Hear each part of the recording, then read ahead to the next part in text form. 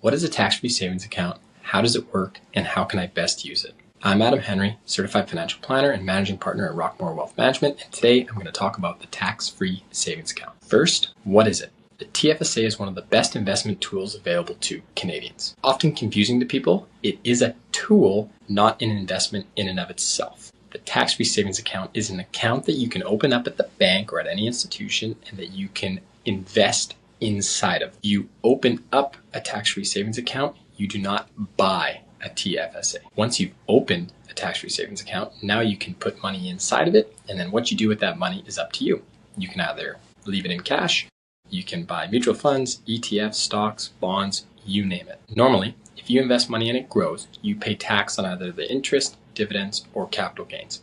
However, if that money is invested inside a tax-free savings account, you pay zero tax, hence the name, the tax-free savings account. So here's how it works. Any Canadian that's 18 years or older and has a valid social insurance number can open a tax-free savings account and contribute to it. There is a limit to how much you can put into the account, what is known as the contribution limit. Each year, on January 1st, additional contribution room is added to the account. For example, in 2025, on January 1st, you were able to contribute an additional $7,000 to the tax-free savings account. Any of the contribution room that you do not use is carried forward, meaning you don't lose it if you don't use it. If you were 18 years or older in 2009, when the TFSA was introduced, and you haven't put a single penny into the account, your total contribution room today is $102,000.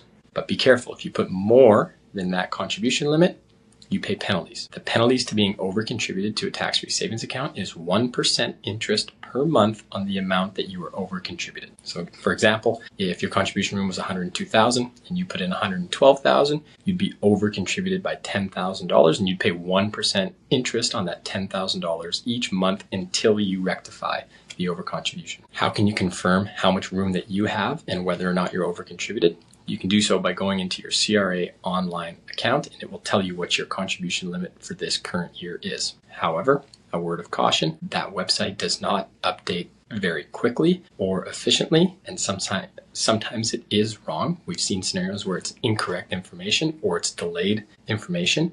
So be very mindful of not over-contributing, and if you're unsure, I recommend erring on the side of precaution. If you make a withdrawal from your tax-free savings account, you get that contribution room back on January 1st of the following year.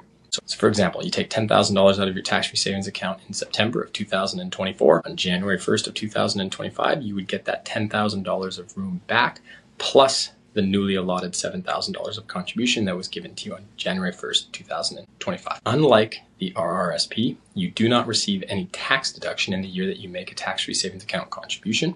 But also, unlike the RRSP, you do not pay any tax on the withdrawals made in the future. So lastly, here are a few rules of thumb to consider on how to best use the tax-free savings account.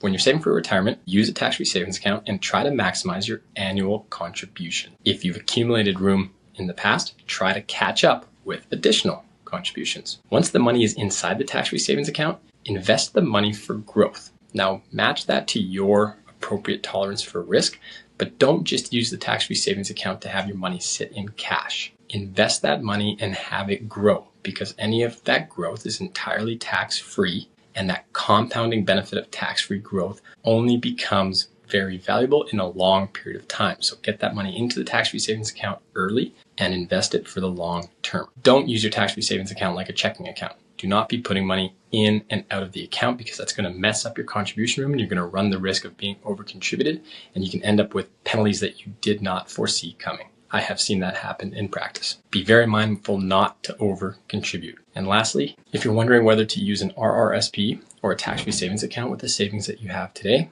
that question totally depends on your situation and on the income that you have in that given year. But don't worry, I'll be covering that topic in a future video.